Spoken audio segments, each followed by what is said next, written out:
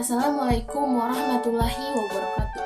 Perkenalkan, nama saya Rama Mahajani dari kelas 1A dengan NIM 131423021. Di sini saya akan mempresentasikan materi tentang hubungan peserta didik dalam konteks sosial dan perkembangan sosio-emosional.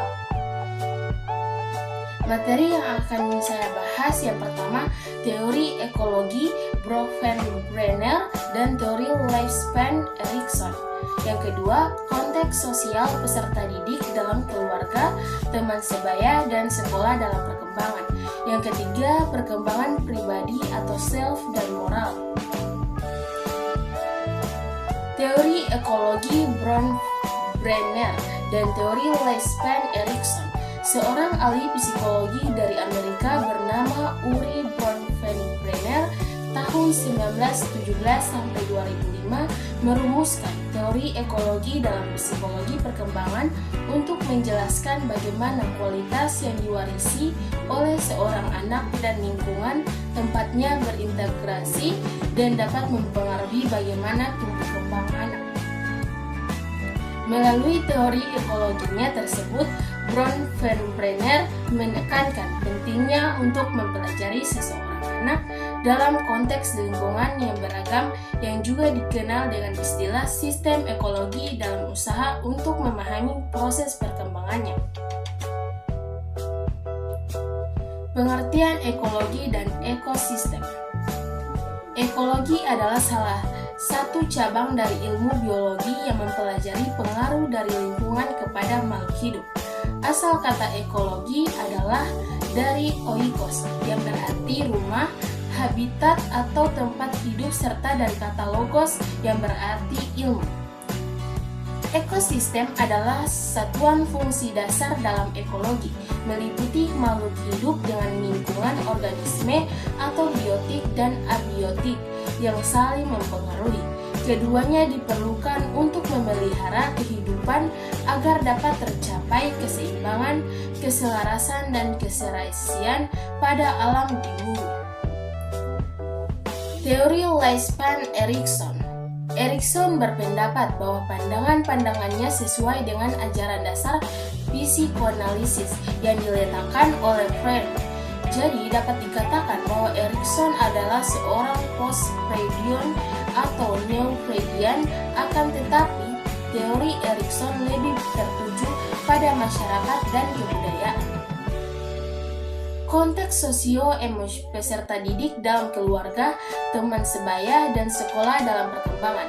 Yang pertama, keluarga. Orang tua merupakan pendidik utama dan pertama bagi anak-anak mereka. Karena dari mereka lah anak mula-mula menerima pelajaran atau pendidikan. Dengan demikian, bentuk pertama dari pendidikan terdapat dalam kehidupan keluarga. Gaya penting atau gaya asuh.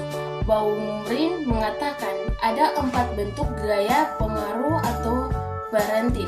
Yang pertama, authoritarian parenting merupakan gaya asuh yang bersifat menghukum dan membatasi, di mana hanya ada sedikit percakapan antara orang tua dan murid, menghasilkan anak yang tidak kompeten secara sosial. Yang kedua, autoritatif parenting merupakan gaya asuh yang positif yang mendorong anak untuk independen tapi masih membatasi dan mengontrol tindakan mereka. Perbincangan saling tukar pendapat diperbolehkan dan orang tua bersikap membimbing dan mendukung. Yang ketiga, neglectful parenting, gaya asuh di mana orang tua tidak terlibat akibat dan tidak peduli dengan kehidupan anaknya. Orang tua hanya meluangkan sedikit waktu. Hasilnya, anak-anak sering bertindak tidak kompeten secara sosial. Mereka cenderung kurang bisa mengontrol diri, tidak cukup termotivasi untuk indulgen parenting, gaya asuh di mana orang tua sangat terlibat dalam kehidupan anaknya, tapi tidak hanya memberikan batasan atau kekeagaan pada perilaku mereka. Orang tua ini sering membiarkan anak mencari cara sendiri untuk mencapai tujuannya. bahwa orang tua model ini percaya bahwa kombinasi dukungan pengasuhan dari sedikit pembatasan kan membentuk anak kreatif dan percaya diri. Sontrok 2007. Teman sebaya. Selain keluarga dan guru, teman seusia atau teman sebaya juga mempermainkan peran penting dalam perkembangan anak. Dalam konteks perkembangan anak, teman sebaya seusia adalah anak pada usia yang sama. Sebaya adalah orang dengan tingkat umur dan kedewasaan yang kira-kira sama. Sebaya memegang peran yang unik dan perkembangan anak.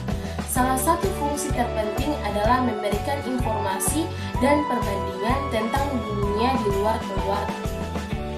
Fungsi teman sebaya. Yang pertama, teman sebaya ialah anak-anak yang tingkat usia dan kematangan kurang lebih sama.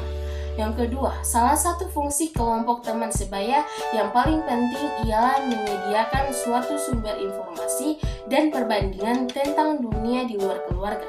Yang ketiga, relasi yang buruk di antara teman-teman sebaya pada masa anak-anak diasosiasikan dengan suatu kecenderungan untuk putus sekolah dan perilaku nakal pada masa remaja.